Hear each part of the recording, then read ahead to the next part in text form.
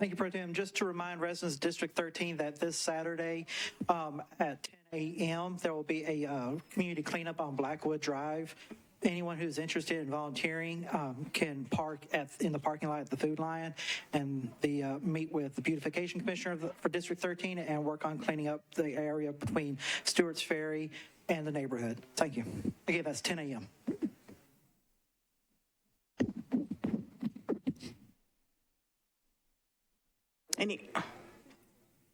Councilwoman Allen.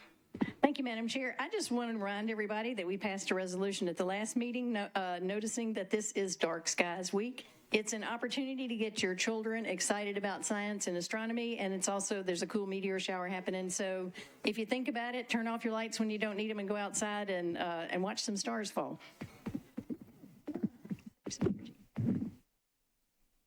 Councilwoman Gamble. Thank you, Pro Tem. I want to announce that there will be a District 3 cleanup, Parkwood Community Cleanup on April 22nd, starting at 9 a.m. on Doverside Drive. Also, I need to announce that our regularly scheduled quarterly meeting for April 25th has been rescheduled due to the special called meeting of the Metro Council. That meeting will be rescheduled to May 4th, and information will be shared via newsletter, social media, and on the council calendar for everyone to find out information about that. Thank you.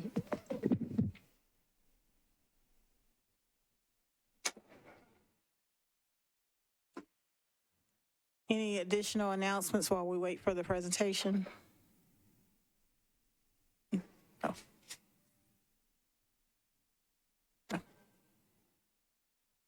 Councilwoman Vercher. Thank you, Speaker Pro Tem. I want to announce that we're going to be doing a litter cleanup at Antioch Park. That's going to be May 10th from 9 a.m. to 12 p.m. If you have any additional questions, you can email me at tanaka.vercher@nashville.gov, but ask that any and all volunteers actually come out to help us keep our park clean. Thank you, Madam.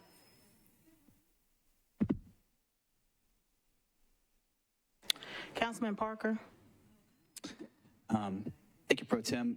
We have a neighborhood cleanup scheduled as well. This is for the Maxwell and Greenwood neighborhoods in District 5.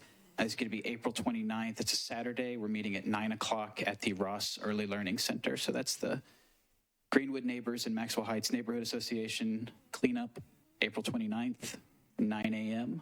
at Ross Early Learning Center.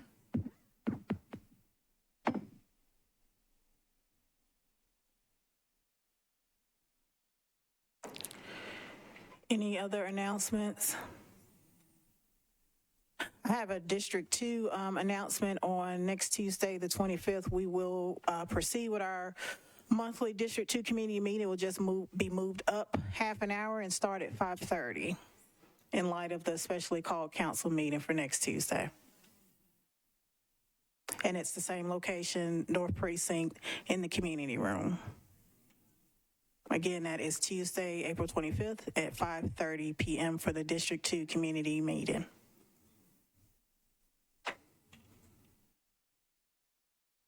Councilman O'Connell. Thank you, Madam Pro Tem. I just wanted to bring to people's attention as we are between second and potentially third readings, or maybe it might be after the special call meeting on the stadium deal, it's important to bring people's attention to the Metro Social Services Community Needs Evaluation. This is the state of economic and social well-being for Nashvillians in 2022. That'll be April 26, 2023 at 8:30 a.m.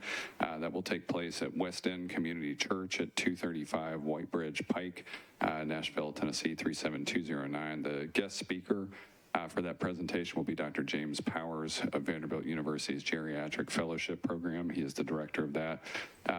We got an email about it. You can find out more from Metro Social Services, just from the Nashville.gov website, but I do think that is going to be a particularly illuminating presentation this year. It is basically an assessment of the state of poverty, affordable housing, and the things that we should be focused on as a city. Thank you. Councilwoman Evans, you ready? Yes, ma'am. You have the floor. All right, thank you. I'd like to invite all the members of the Women's Caucus who would like to participate in our resolution presentation to come to the back.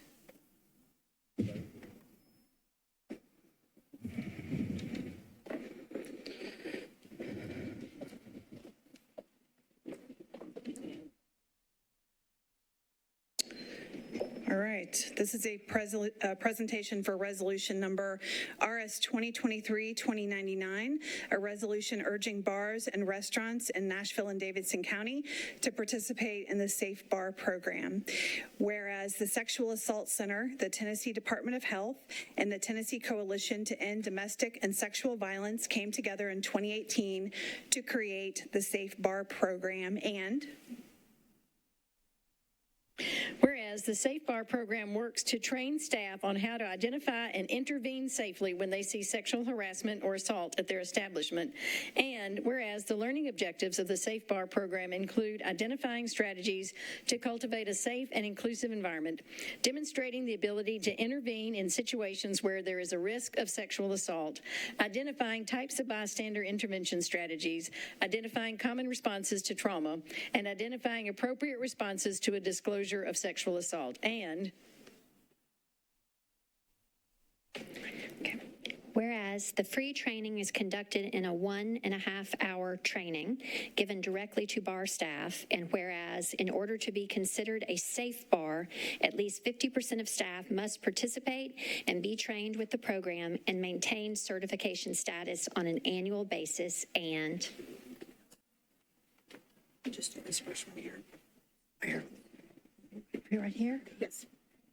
Whereas safe bars are given materials including coasters that can detect ketamine and GHB, fentanyl training and testing strips, a binder of information and resources for staff members to utilize when someone is in need of help, as well as posters with the Sexual Assault Center's crisis hotline number, as well as additional training options to cover Narcan.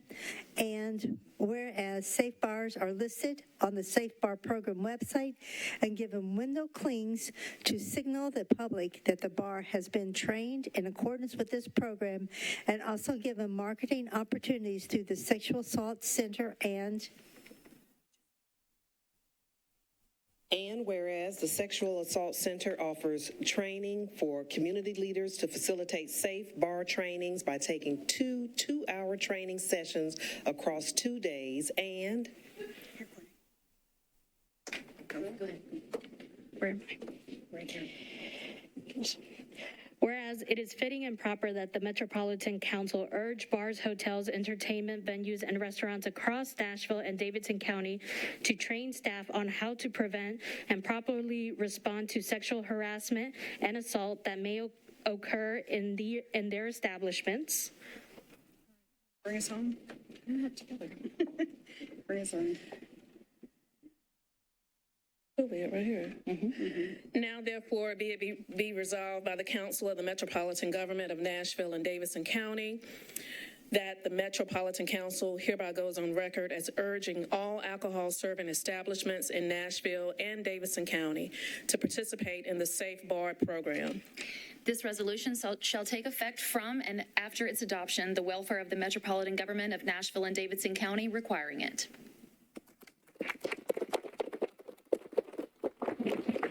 Okay, thank you. I'd like to invite Lorraine and Jessica from the Sexual Assault Center to come up, please. Here's the resolution for you, and here is one copy for you.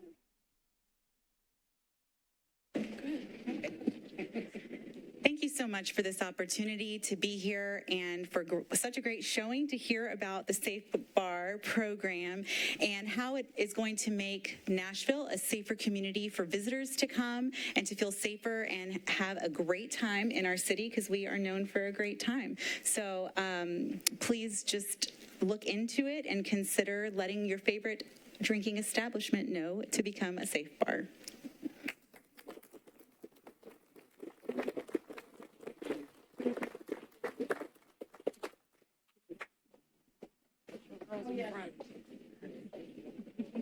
Did somebody make an announcement while we're all wearing red or yet? Did you make an announcement while we're wearing red?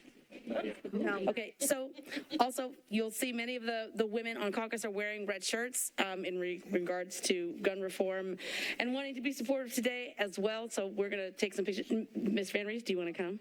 And the denim. And we're wearing blue jeans as well for Sexual Assault Center. But what was she wearing? There you go. Yes.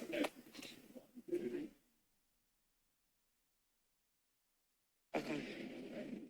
Thank you so much.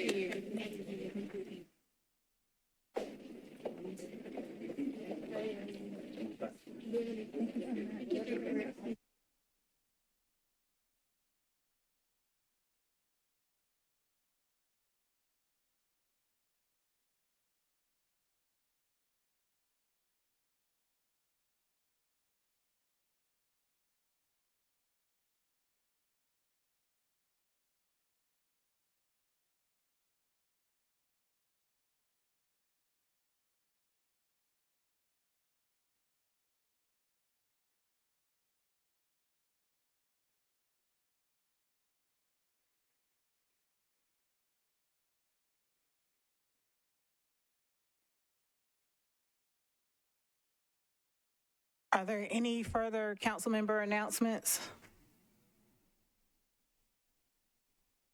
Seeing none, that ends the announcement period.